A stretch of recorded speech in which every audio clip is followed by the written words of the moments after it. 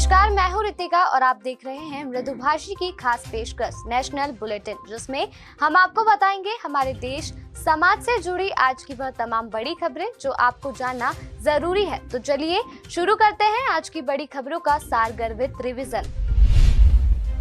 प्रधानमंत्री नरेंद्र मोदी ने मंगलवार को संसद में विपक्ष के नेता मल्लिकार्जुन खड़गे और उपराष्ट्रपति जगदीप धनखड़ के साथ दोपहर का भोजन किया। इस दौरान उन्हें बाजरे के व्यंजन परोसे गए। दरअसल प्रधानमंत्री नरेंद्र मोदी ने अपने सोशल मीडिया हैंडल से लिखा है, साल 2023 को हम अंतर्राष्ट्रीय बाजरा वर्ष के रूप में चिन्हित करने की तैयारी कर रहे हैं। हमें संसद में दोपहर के भोजन में बाजरे के व्यंजन परोसे गए। इसमें पार्टी लाइन से हटकर सभी की भागीदारी देखकर अच्छा लगा।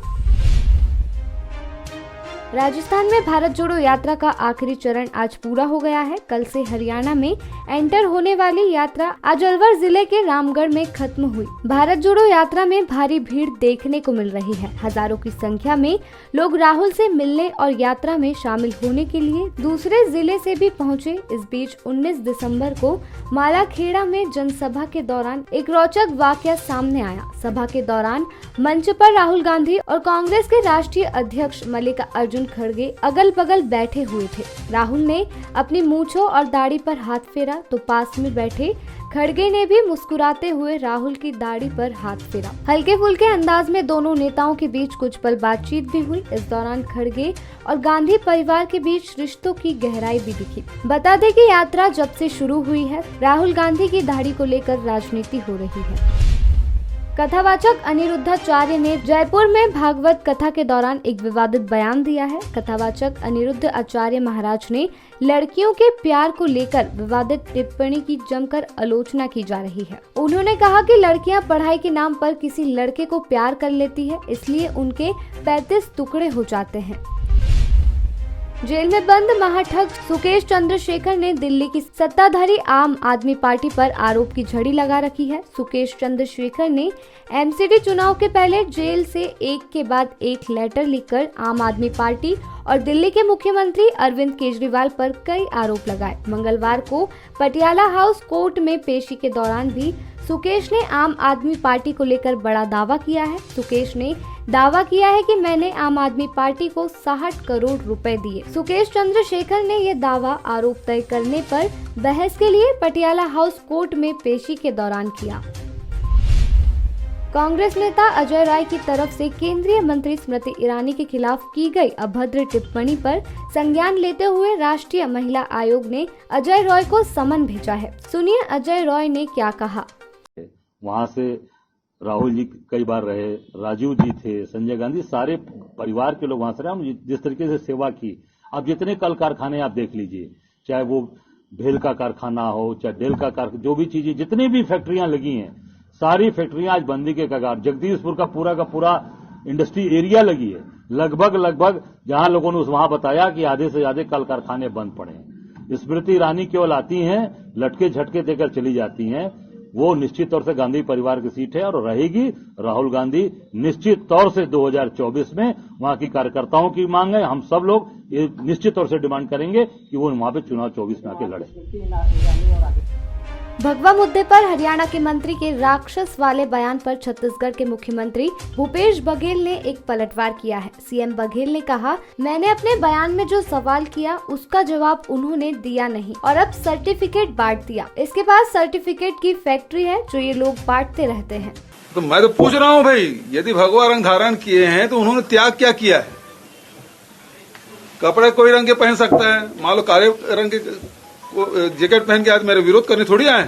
ये कपड़ा वस्त्र है, वस्त्र रोज बदलते हैं, लेकिन जब कोई चीज धारण करते हैं, वो अंगीकार करते हैं, तो वो एक अलग बात है।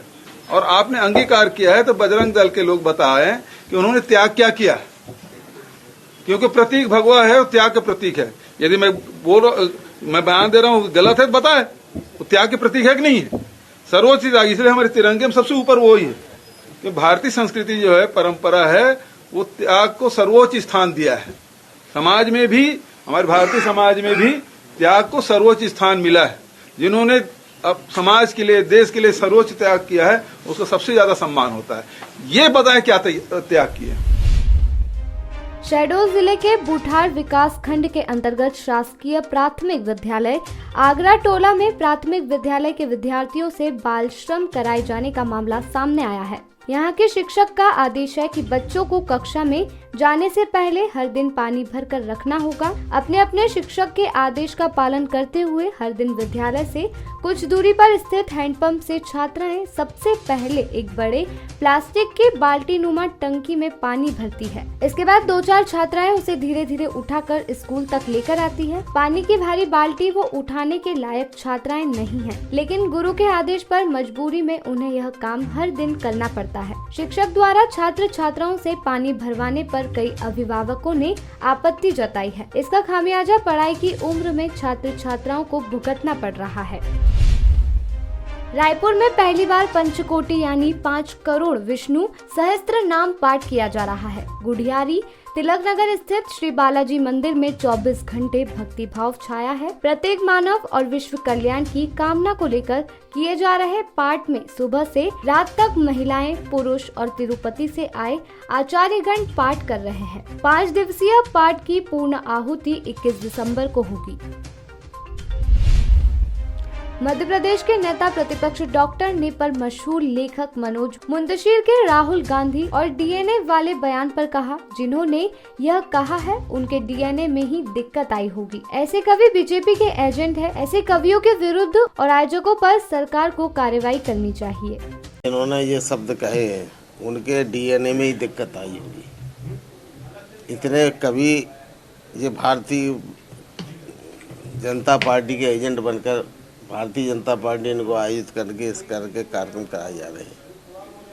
इस किसी की तरह के अभद्र भाषा बोलना, किसी के बारे में व्यक्तिगत अपमानजनक भाषा बोलना, ऐसे कवियों के विरुद्ध सरकार को कार्रवाई करना चाहिए और जिसने इनको आमंत्रित किया है उनको विरुद्ध भी सरकार कार्रवाई करे। संसद के शीतकालीन सत्र में बिहार के पूर्व उप मुख्यमंत्री और राज्यसभा सांसद सुशील मोदी ने सेम-सेक्स मैरिज पर विरोध जताया है। उन्होंने इसे समाज के लिए घातक और भारतीय संस्कृति के लिए नुकसान बताया है। सुशील मोदी ने तर्क दिया है कि इससे समाज का स्वरूप खराब होगा, समाज का ताना बाना बिगड़ेगा, इसलिए ऐसे कानून को भारत में नहीं लाना चाहिए। अभी के लिए इतना ही। कल फिर हाजिर होंगे दिन भर की हुई बड़ी खबरों के साथ। तब तक के लिए मृदुभाषी को सब्सक्राइब करना ना भूलें।